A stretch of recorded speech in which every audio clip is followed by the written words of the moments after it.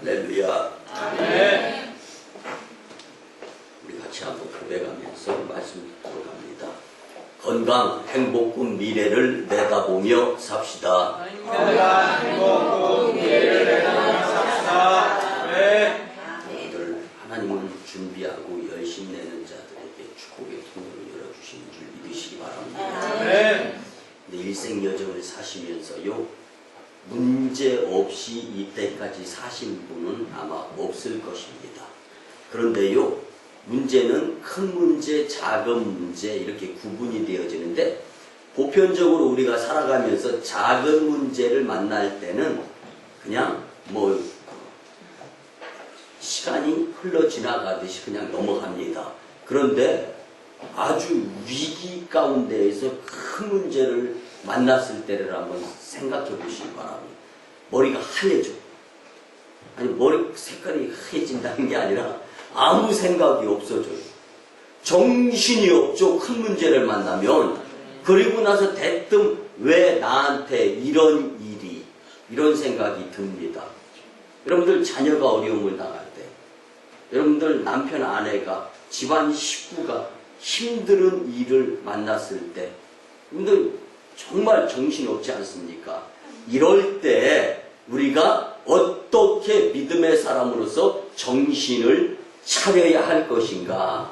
오늘 이 말씀이 우리에게 관건이 될 텐데, 여러분들 주시는 말씀을 통하여 비가 오나 눈이 오나 추우나 더우나 앉으나 서나 일어서나 또 성문 밖에 있거나 성문 안에 있거나 어느 곳에 가서 누구를 만나거나 무슨 일을 만나고 어떠한 일을 하든 간에 나를 인도해 주시는 분이 하나님이시다라는 생각을 잊지 않게 되면 여러분들 고난 고통 가운데에서도 방황하지 아니하고 정신없는 것이 아니라 영성까지 차려서 주님 일을 이루는데, 그리고 주님을 간증하는데 복된 시간으로 활용하는 자들이 될 줄 믿습니다. 아멘. 여러분들 애플사를 창립했던 IT 업계의 천재라고 불리는 스티브 잡스가 56세의 나이에, 젊은 나이죠.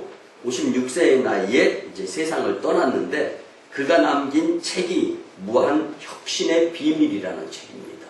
근데 그가 이 무한 혁신이라는 책에서 자신은 7가지를 원칙을 세워서 철저하게 이것을 지키며 살려고 한다라는 의지가 이제 무한 혁신의 비밀이라는 책에 담겨져 있습니다.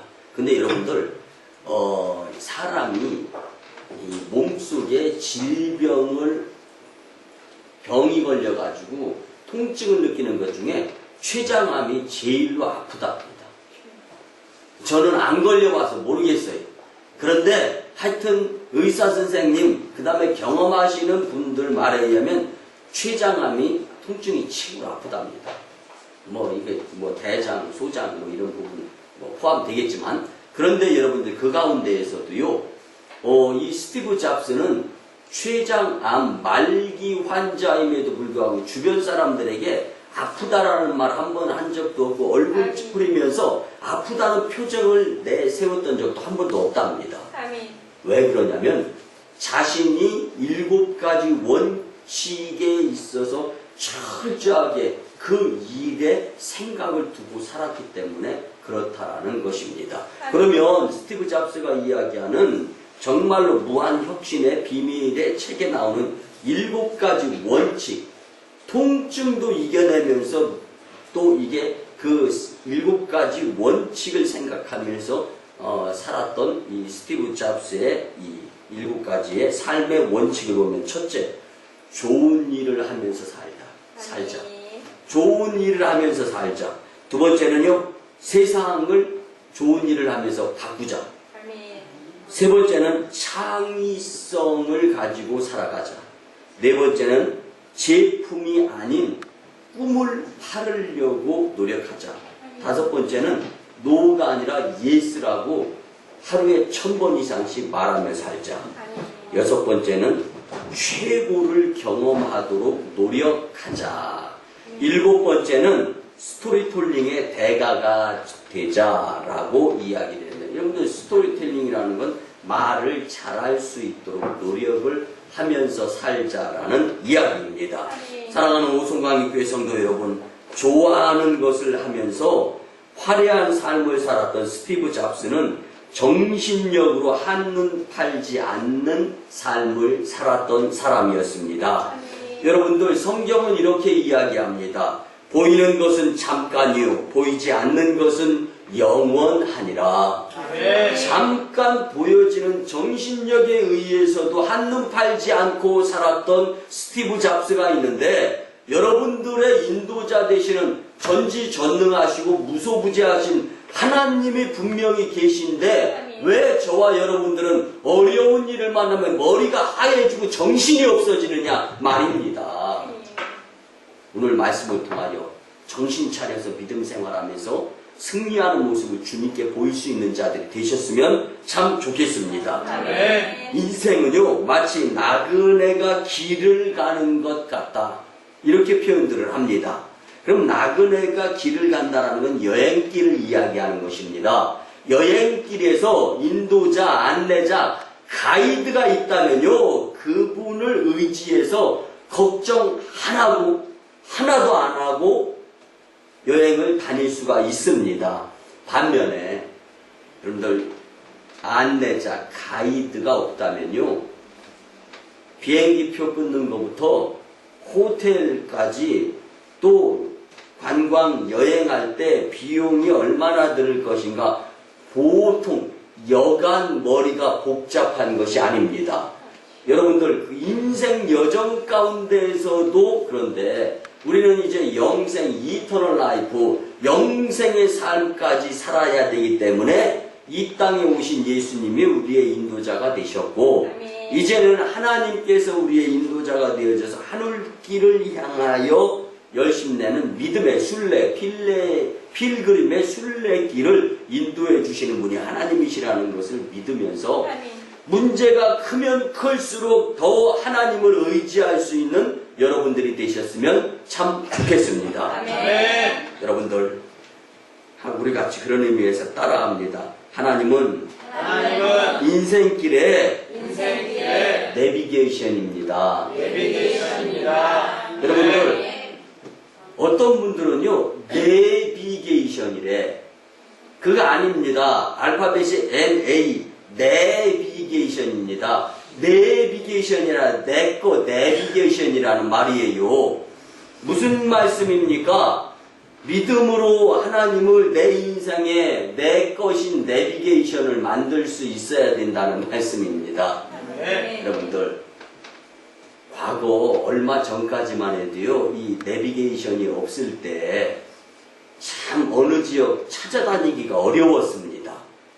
어디 가려면요, 미리 중요한 약속이 있을 때는 1시간, 2시간 전 먼저 가서 그곳에 기다리는 한이 있어도 얼마큼 방황하고 헤맬지 모르니까. 근데 요즘은요, 차마다 다 내비게이션이 있고, 또 어떤 의미에서는요, 출발하기 전에 인터넷에 들어가서 어디서부터 어디까지 목적지를 삼을 건데 탁 하고 커서만 한번 엔터만 치면은요, 몇 시간 걸릴 것이다. 근데 요즘 제가요, 우리 윤건영 부목사님이 안 계셔서 보통 불편한 게 아닙니다. 예전에는요, 제가 어디 몇 시까지 도착해야 된다고 전화로 딱 연락을 주면은요, 인터넷에서 딱 컴퓨터를 쳐가지고, 예, 목사님, 몇 분에는 출발해야 됩니다. 딱 가르쳐 줬었어요. 근데 요즘은 제가 다 그거 제 스스로 하잖아요. 새벽 첫 시간, 새벽 기도 시간 때부터 차량 운행해서 또 12시, 밤 1시, 이렇게 잠잘 때까지 계속 움직이는데, 여러분들, 그렇다 해서 뭐 제가 불편하다라는 걸 말씀을 드리려고 이 말씀을 드리는 것이 아니라, 오늘 여러분들 목회도 그렇고 신앙생활도 그렇고 여러분들 눈 떠서 믿음으로 살아가는 가운데에서 우리가 갖추어야 될 자세 중에 하나가 뭐냐? 믿음을 보이면서 주님께 영광을 돌릴 수 있는 삶을 살아가야 되는데, 중요한 것이 뭐냐면요, 하나님이 내 삶의 인도자가 되어주신다는 것을 생각할 수 있어야 되는 것입니다. 여러분, 그런 의미에서 하나님이 우리 인생의 내비게이션이 되어주실 수 있도록 내가 믿음을 주님 앞에 바로 세울 수 있어야 하는 것입니다. 여러분들, 과연 하나님을 우리가 어떻게 내비게이션으로 활용을 하면서 믿음 생활하면서 살아갈 수 있겠습니까? 다른 것 없습니다. 여러분들이 돈 주고 하나님을 인생의 안내자로 삼을 수 있겠습니까? 주님이 전지전능하시고 무소부재하신 분이신데 우리가 어떻게 주님을 인생의 안내자로 우리가 삼겠습니까? 여러분들, 다른 방법이 아니라 내가 하나님을 주인으로 삼아야 되는 것입니다. 내가 주님을 주인으로 삼을 때 주님이 내 안에 들어오셔서 우리의 삶을 안녕으로 인도해 주시는 분이 하나님이실 수 있도록 우리가 믿음 생활을 해야 된다는 말씀입니다. 그런 의미에서 오늘 말씀이 우리의 인생의 인도자가 되어주시는 하나님에 대한, 정말 추울 때는 불기둥이고 더울 때는 구름기둥으로 인도하여 주셨던 200만 명 이상의 이스라엘 백성들을 질서정연하게 진주하셨던 그 하나님의 그 은혜가 오늘 저와 여러분들에게 동일하게 임하게 되기를 주님의 이름으로 축복합니다. 첫째는요, 인도자 되시는 하나님을 믿고서 우리의 삶의 인도를 받을 수 있기 위해서는 하나님의 말씀대로 인도함을 받을 수 있어야 됩니다. 하나님의 인도하심을 가장 확실하고 분명하게 가르쳐 주는 것이 바로 성경 말씀임을 잊지 마시기 바랍니다. 성경 말씀보다 더 분명하고 확실한 하나님의 인도함을 받을 수 있는 비결은 이 땅에 존재하지 않습니다. 그래서 시편 기자는 시편 119편 105절에서 주님의 말씀은 내 발의 등이요 내 길의 빛이니이다. 사랑하는 성도 여러분, 우리 인생 여정을 살아가면서 하루를 놓고 봅시다. 정확하게 구분을 할 수 없지만 1년 365일 이렇게 시간을 놓고 본다면 낮은 절반은 환하고 밤 절반은 깜깜합니다. 근데 낮의 절반, 낮은 요 환하니까 일의 능률도 오르고 이익이 많이 있는 시간이 낮입니다. 환할 때. 반면에 저녁에 밤에 여러분들이 일한다고 뭐 일의 능률이 잘 오릅니까? 그리고 사실은요, 요즘같이 바쁘고 분주한 시대가 되어서 그렇지 사실은 하나님은요 밤에는 쉬라고 깜깜하게 눈을 감으라고 깜깜한 시간을 주시는 거지. 그래서 11시부터 적어도 2시까지의 잠은 우리에게 건강을 주는 잠으로서 꼭 필요하다라고 의료진에 의해서도 연구 결과 밝혀진 부분 아닙니까? 이렇게 놓고 본다면 어두움이라는 깜깜함은 어쩌면 손해보는 시간, 환하고 낮 시간은 이익을 보는 시간이라고 말씀을 드릴 수가 있습니다. 근데 여러분들 살아가다 보면 환한 날만 있습니까? 낮만 있냐고요? 내가 원치 아니하는 밤도 있지 않습니까? 여러분들, 그리고 앞으로 이제 이전까지 살아오면서 크고 작은 갖가지 문제가 있었지만 앞으로도 여러분 크고 작은 문제가 있겠어요? 없겠어요? 분명히 있을 것입니다. 이런 상황 가운데에서 손해보지 않고 사는 삶의 비결은 하나님의 말씀을 인도 삼아 하나님의 말씀대로 살아가는 자들이 되어야 한다는 것입니다. 근데 깜깜하게 되면 어떻게 됩니까? 여러분들 시간적으로 손해를 봅니다. 에너지적으로 손해를 봅니다. 많이 남 이상 뒤처지기 때문에 손해를 보게 되어 있습니다. 그러므로 어두운 밤과 같은 암흑 세상을 살면서 갖가지 문제가 직면되었을 때 주님 말씀의 빛으로 사는 인생의 지혜자들이 되셨으면 참 좋겠습니다. 여러분들 갈 바를 모르거나 중요할 때 가는 길을 가르쳐 주시는 성경 말씀이 우리에게 있음을 먼저 감사할 수 있는 자들이 되었으면 좋겠습니다.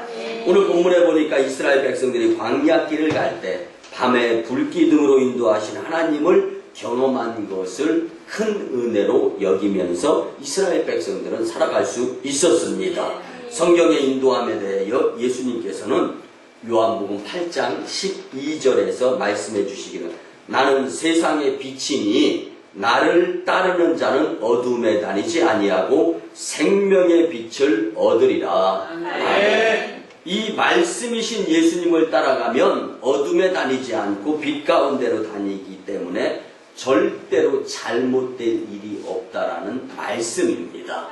그래서 여러분들 우리가 살아가는 가운데 말씀을 소중히 여기고 귀중히 여기고 말씀을 필요로 여기는 삶을 살아가게 된다면 문제는 어려운 문제가 있을 수 있지만 그 어려운 문제를 믿음으로 말씀으로 주님 방법으로 해결하게 되기 때문에 그다지 큰 손해를 보지 않게 된다는 것을 잊지 말았으면 좋겠습니다. 여러분들 하나님의 인도하심에 불순종으로 실패했다면 지나간 것이기 때문에 주님 앞에 회개기도 드리고 여러분들 그다지 크게 후회할 필요 없습니다. 교훈 삼아서 앞으로는 말씀 중심으로 문제를 풀어나가야지라는 교훈으로 살았으면 좋겠습니다. 그렇다면 우리가 하나님의 말씀을 통하여 인도함을 받을 수 있는 비결이 과연 무엇일까? 여러분들 첫째는 성경을 열심히 읽으시기 바랍니다. 영의 양식인 하나님의 말씀을 시간 내어서 규칙적으로 읽으시기를 바랍니다. 두 번째는 성경을 배워야 합니다. 배우지 못하면 보기는 보고 읽기는 읽으나 그 뜻을 제대로 깨닫지 못해서 삶에 활용하지 못하는 상황이 벌어질 수 있다는 말씀입니다. 그래서 여러분들 성경을 집에서 읽으면 되지 교회 나가서 하나님 말씀 뭐하러 듣느냐라고 이야기하는 자들이 있어요. 그들은 주님의 인도하심에서 뒤처지게 되어 있습니다. 여러분들 그뿐만이 아닙니다. 또 성경을 외워야 합니다. 읽고 배운 말씀은요 되도록이면 외울 수 있었으면 좋겠습니다. 그래야 내 것이 되는 것입니다. 제가 매월 1일부터 5일까지 그 기간에는요 사업장을 운영하시는 성도님들의 월삭 사업장 축복 예배를 인도하러 이제 예배 인도하러 다닙니다. 한 사업장에 갔더니요 열심히 뭘 쓰고 있어요. 그래서 저는 시구책에다가 수입 지출 뭐 이거 쓰는 줄 알았어요. 그랬더니 자세히 가서 봤더니 그 주에 주신 성경 본문을 글로 쫙 이렇게 쓰는 것을 굉장히 감동이 되더라고요. 주일 낮예배 본문 말씀을 다 기록하는 것을 봐요. 여러분들 기록한 사람과 기록하지 않고 가만히 있는 성도들을 놓고 볼 때 누가 또 하나님의 말씀을 오래 기억하겠어요? 불보듯 뻔한 것 아닙니까? 그리고 여러분들 서두에 말씀드린 큰 문제 만나면 머리가 얼굴이 생각이 하얘지고 아무 생각이 없어진다고 하는데 여러분들 그냥 그렇게 듣고 한번 넘어간 말씀 퍽이나 기억에 잘 나겠습니까? 나겠습니다. 그게 아니죠. 기억하고 노력하고 기록하는 자라면 머리가 하얘지고 생각이 없어지고 정말 도대체 정신이 없을 때 말씀이 생각나서 말씀대로 하나님을 인도자 삼을 수 있는 자가 될 수 있습니다. 여러분들 시간을 내어서 성경을 읽고 배우고 외워서 말씀대로 하나님의 인도함을 받을 수 있는 축복자들이 다 되시기를 주님의 이름으로 간절히 부탁을 드립니다. 두 번째는요, 하나님의 성령대로 인도함을 받아야 합니다. 이 땅에 오신 예수님은요, 몸소 우리를 위한 삶을 사시다가 하나님 우편으로 가시면서 우리를 도우시는 보혜사 성령님을 보내주시겠다라고 약속해 주셨습니다. 그 성령의 인도하심을 우리는 받으며 살아야 합니다. 이 땅에 오셔서 불쌍한 인류를 인도하시던 예수님은요, 육신을 입은 모습으로서의 우리를 구원하러 오셨기 때문에 우리를 구원하는 자로서 여정을 다 보내시고 이제 하나님 보좌 우편으로 승천하시면서 우리에게 더 각 사람의 마음속에 좌정이 되어져서 인도하여 주실 성령님을 보내주신다라는 것은 우리에게 있어서 큰 축복의 말씀인 것입니다. 여러분들 요한복음 14장 16절에 보면 내가 아버지께 구하겠으니 그가 또 다른 보혜사를 너희에게 주사 영원토록 너희와 함께 있게 하리라. 아멘. 내가 아버지께 구하겠으니 그가 또 다른 보혜사를 우리에게 보내주시겠다라는 말씀입니다. 이 보혜사 성령님은 우리에게 오셔서 무엇을 합니까? 모든 것을 가르치시고 내가 너희에게 말한 모든 것을 생각나게 하리라. 성령님은요, 우리의 갈 길을 가르치시고 하나님의 말씀을 기억나게 하셔서 말씀대로 살아가도록 인도해 주시는 분이십니다. 그래서 이 보혜사 성령님이라는 뜻은요, 파라클레토스라는 말인데 이건 중보자, 돕는 자, 변호자, 위로자, 성령님은 우리에게 이런 인도자가 되어 주시는 분이시다라는 말씀입니다. 이것은 성령님의 인도하심이 우리를 인도하시는 하나님과 예수님의 인도하심과 똑같은 것이다라는 것을 믿으시기 바랍니다. 여러분들 성령님의 인도하심을 아주 강력하게 느끼면서 받았던 캐서린 마샬이라는 한 여인이 있었습니다.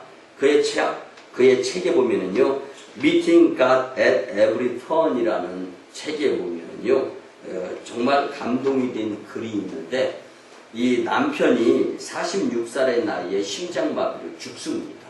근데 여러분들 이 캐서린 마샬이라는 이 위대한 여인이요, 사실 가정일만 하고 남편은 이제 이 국회의원의 목사님이셨어요.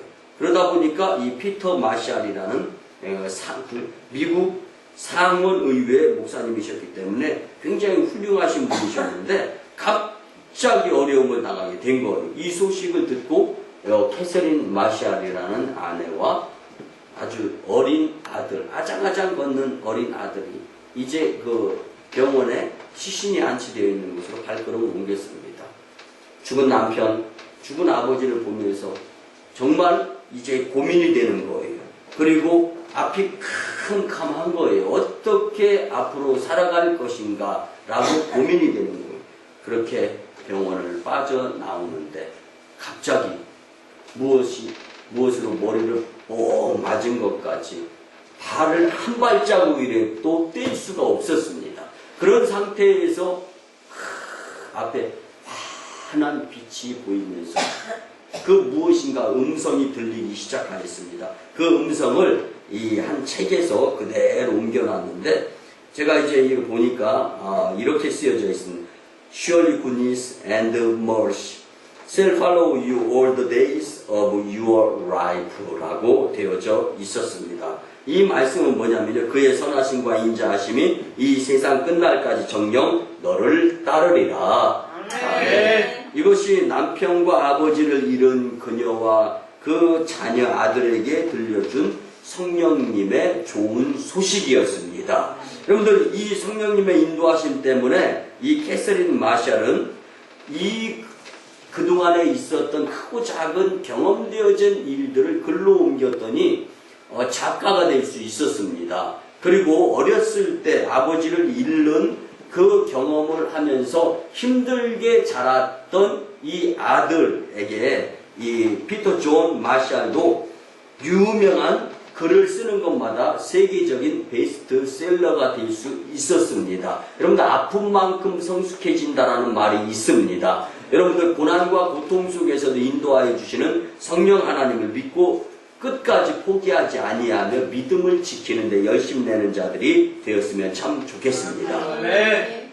사랑하는 성도 여러분, 우리의 삶에 정말로 있어야 할 것이 무엇입니까?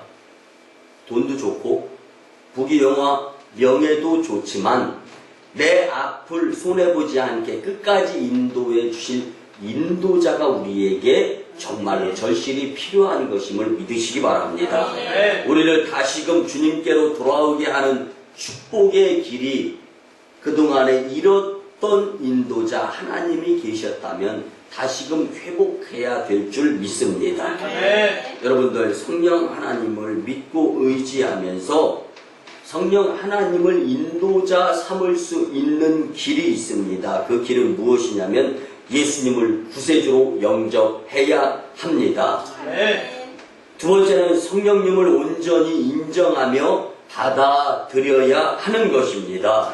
그러면 성령님의 일부만 영접해서는 안 됩니다. 성령님 전부를 온전히 인정하면서 영접할 수 있어야 됩니다. 그래서 신앙생활 하시는 분들 보면은요, 기도는 열심히 잘하는데 교회는 안 나와. 봉사는 열심히 잘하는데 입으로 망쳐. 했던 이게 지금 시소 타는 겁니까? 근데 균형을 잘 맞추셔야 돼요. 전반적인 부분에 있어서 성령님을 의지하여 믿음을 지킬 수 있는 자들이 될 수 있어야 하는 것입니다.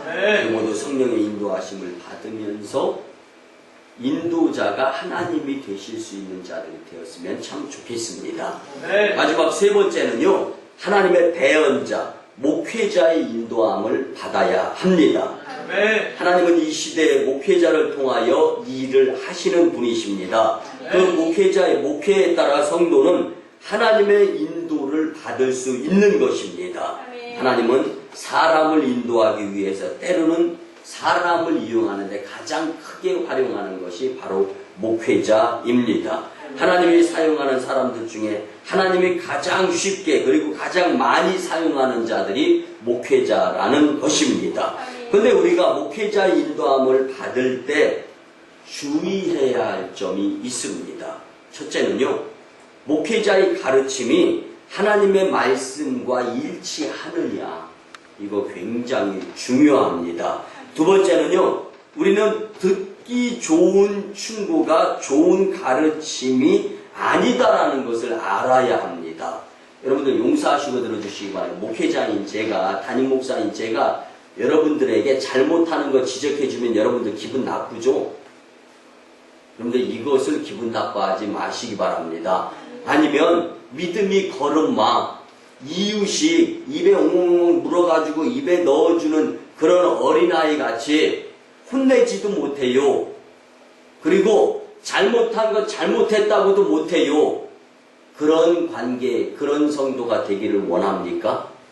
그런데 절대로 목회자가 여러분들에게 듣기 좋은 말만 계속 해주고 있다면 여러분들의 믿음은 지금 어린아이 걸음마 수준이라는 것을 잊지 마시기 바랍니다. 그런데 믿을만 해요. 아무개 집사님, 아무개 권사님 믿을만 해요. 그러면 칭찬 안 합니다. 칭찬할 시간이 어디 있어요? 권변하고 다독거려가지고 교회 그분 집사님, 권사님 한 분만 보면서 목회하지 않거든요. 오송광림 공동체 전체를 보면서 이끌어 나가는 목회에 있어서 한 분이 잘했다 잘못했다 이것이 중요한 게 아니다라는 거죠. 그래서 성도님에게 권면을 하는 거예요. 듣기 싫어도 들어야 되는 거예요. 그때 하나님의 큰 일을 이룰 수 있는 손해보지 아니하는 당사자가 또한 될 수 있는 것입니다. 칭찬보다 꾸중을 더 쓴 회초리로 여기면서 주님의 말씀으로 되돌아설 수 있는 자들이 되었으면 참 좋겠습니다. 뿐만 아니라 자기 욕망을 이루려는 충동을 피해야 됩니다. 목회자가 뭐 권면을 해주면요, 요것을 앞으로 사업에, 요것을 앞으로 우리 가정이 이렇게 세상적인 이익에다 초점을 맞추게 되면은요, 하나님의 축복의 통로는 닫히게 되어 있어요. 여러분들, 축복은 하나님이 목회자를 통해서 전달하라고는 하지만 축복을 주시는 분은 목회자가 아니라 하나님이십니다. 그래서 주님을 의지할 수 있어야 되는 것입니다. 네 번째, 마지막으로 아무리 힘들고 어려운 일이라 할지라도 목회자의 입을 통해서 주님이 주시는 말씀은 힘들수록 더 순종할 수 있는 자들이 되어야 합니다. 여러분들 왜 그렇습니까? 사람들은요, 힘들고 어려운 일은 될 수 있으면 하기 싫어해요. 안 했으면 좋겠다라고 생각을 합니다.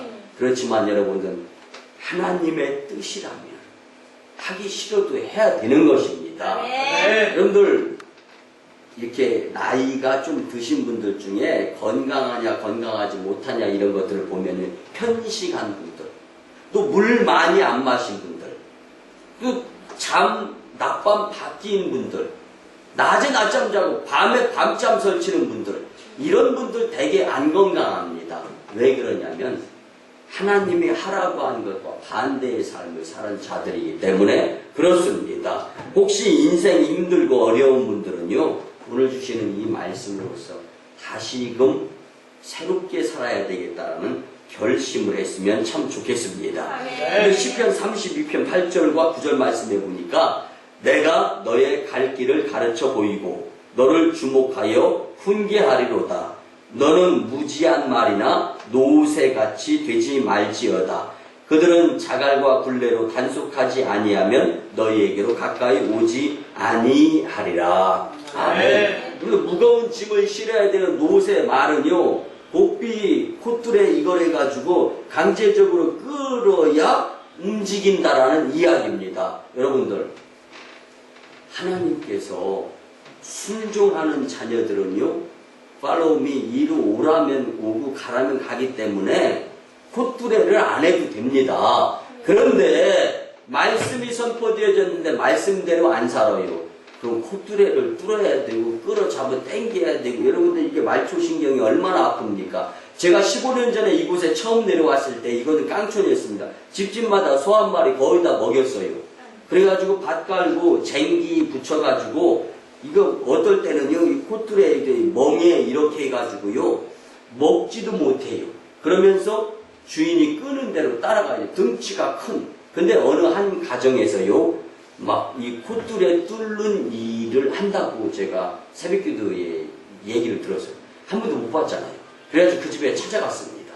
그랬더니요, 장작불에다가 막 이 쇠꼬챙이 같은 큰 송곳, 이거 이 쇠붙이를 푹 집어넣는 거예요.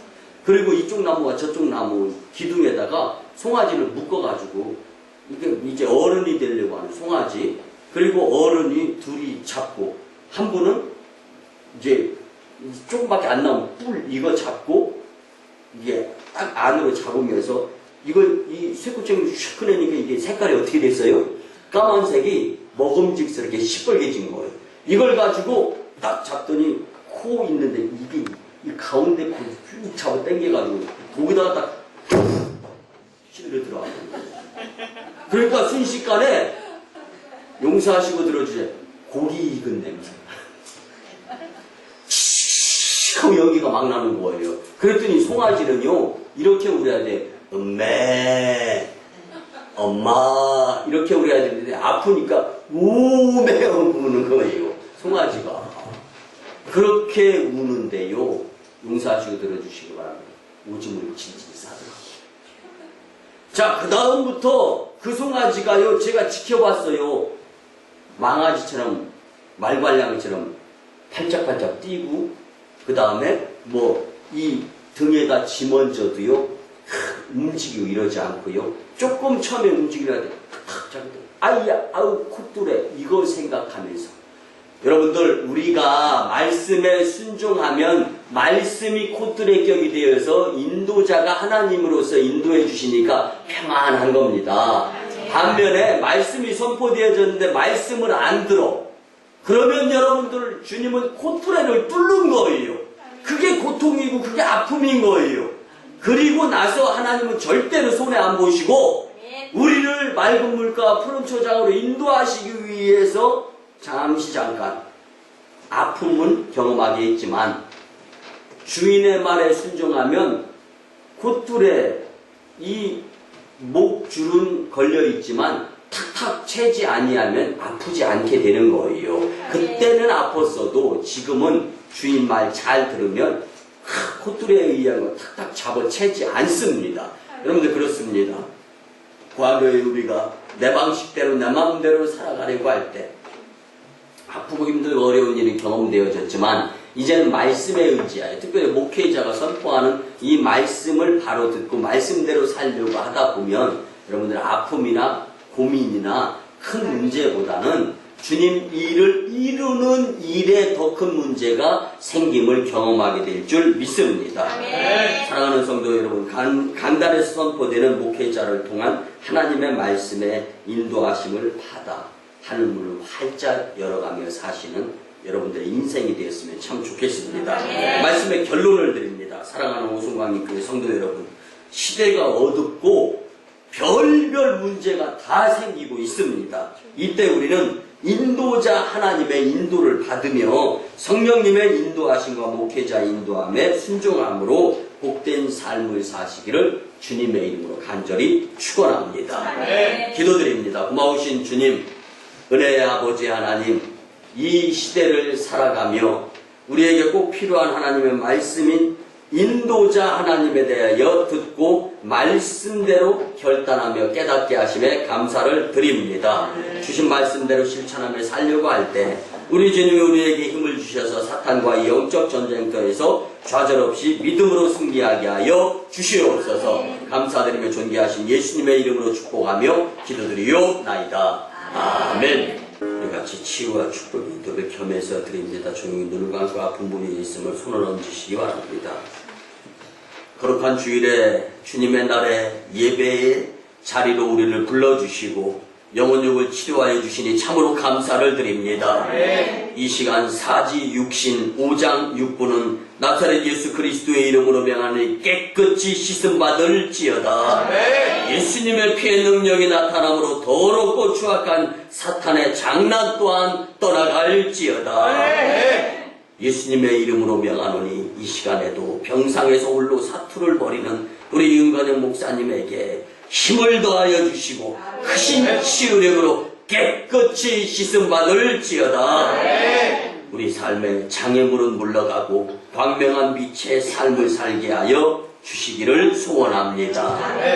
존귀하신 예수님의 이름으로 기도드리옵나이다. 이제는 우리 구주 예수 그리스도의 크신 은혜와 하나님 아버지의 만극하신 사랑하심과 성령님의 감화 감동 교통 역사하심이 인도자 하나님께서 가정과 직장과 일터와 사업장 그리고 저 인도 땅 첸나이 중국 땅 광동성 해주 기도함에 말하고는 저 북녘 땅 선교 사역 위에 남북 평화 통일 위에 이제부터 영원토록 함께 하옵시기를 간절히 축원하옵나이다. 아멘.